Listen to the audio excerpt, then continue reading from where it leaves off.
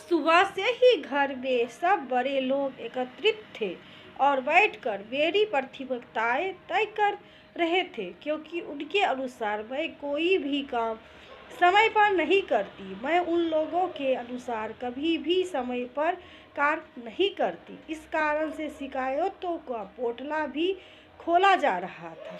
जब वे लोग मेरी प्राथमिकता तय कर रहे थे, उस समय उन लोगों को चाय नाश्ता पकाने का काम भी मेरा ही था। बस मुझे ऑर्डर दिया जाता था और मैं एक आदर्श कर्मचारी की तरह वह सब सामान उन तक पहुंचा देती थी। पर फिर भी मैं कभी इस घर की जिम्मेदार सदस्य नहीं रही।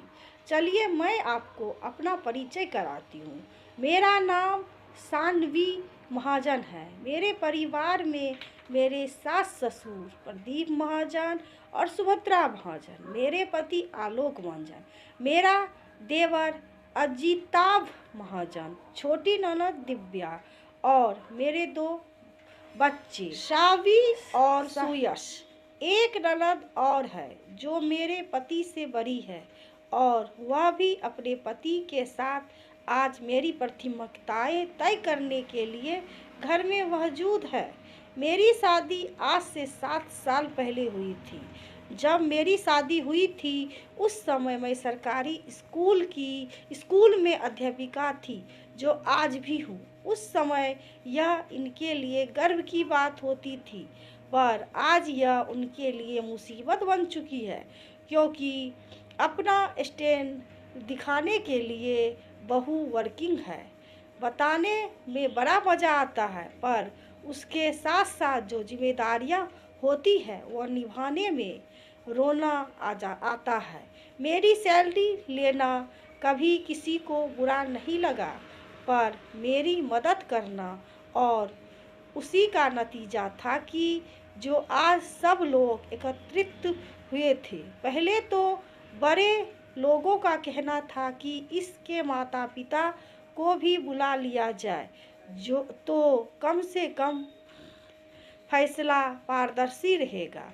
फिर पता नहीं क्या सोचकर उन लोगों ने मेरे माता पिता को नहीं बुलाया, बस मेरे भाई विरल को बुलाया था, जो कि उम्र में मुझसे 5 साल छोटा था और फिलहाल कॉलेज की पढ़ाई कर रहा था।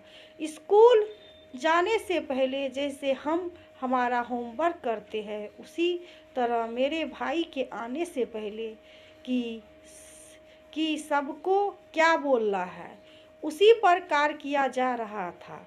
सब अपनी अपनी पोटली में से अपनी अपनी शिकायत बाहर निकाल रहे थे। सबसे ज़्यादा शिकायत की भरमार तो मेरी सासू माँ और मेरे पति को ही थी। बाकी सबकी शिकायत तो मिर्च मसाले की तरह थी, पर फिर भी मैं चुपचाप काम कर रही थी। पता नहीं क्यों आज मेरे मन में कोई घबराहट नहीं थी, पर इतना ज़रूर है कि मेरे मन में कुछ चल तो रहा था, जो शायद थोड़ी देर बाद बाहर आने वाला था। इतने में अविरल घर आ गया। मैंने ही जाकर दरवाज़ा खोला। हर बार हंस मुस्कुराकर गले लगने वाला भाई आज चुपचाप मौन होकर मेरी तरफ देख रहा था।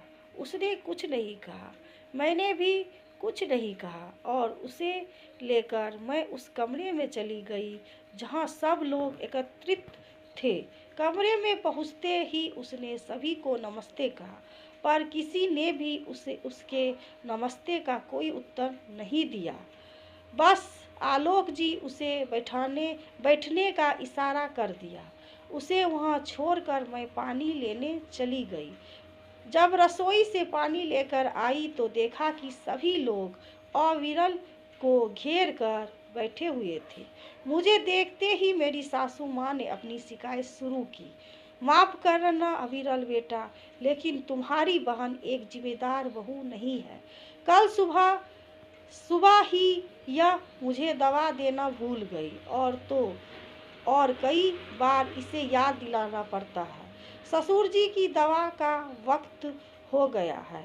कोई काम समय पर नहीं करती, यहाँ तक कि जब उसकी मदद करो तब जाकर यह काम करती है। आजकल कोई हिसाब किताब भी नहीं देती, पता नहीं अपनी सैलरी कहाँ खर्च करती है।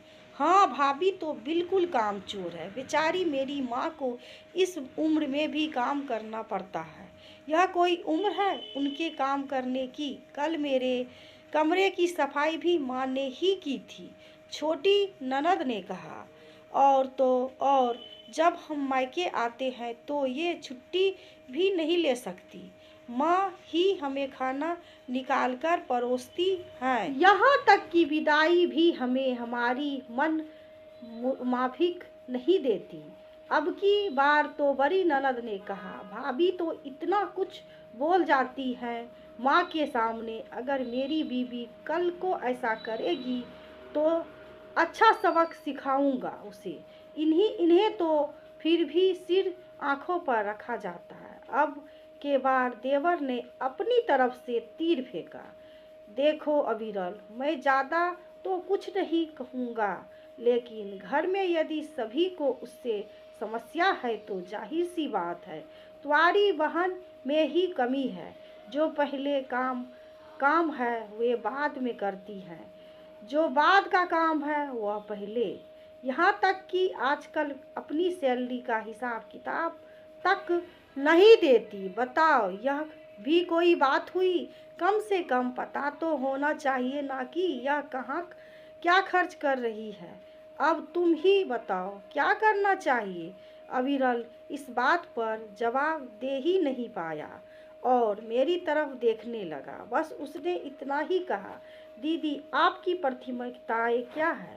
उसका सवाल सुनते ही अपने चेहरे पर मुस्कान लाते हुए मैंने कहा, मैं खुद नहीं जानती कि मेरी प्राथमिकताएं क्या है। मेरी प्राथमिकताएं तो यह लोग तय करते हैं। मेरी सास अभी 55 साल की है। पहनने ओढ़ने घूमने फिरने के मामले में यह अभी भी जवान है। बस दवाई लेते समय या काम करते समय बुजुर्ग हो जाती है। वे अपनी सुविधा अनुसार मेरी प्राथमिकताएं तय करती है। मेरी छोटी ननद जो घर में कभी भी काम करना पसंद नहीं करती, यदि एक दिन उसके कमरे की सफाई उसकी माँ कर दे तो उसे बुरा लग जाता है। वे भी मेरी प्राथमिकताएं तय करती है। मेरा देवर जो कुछ भी सुना देता खुद अपनी माँ और बहन का सम्मान नहीं देता, पर अपनी आने वाली बीवी को सबक सिखाने की बात कर रहा है, वो मेरी प्राथमिकताएं तय करता है।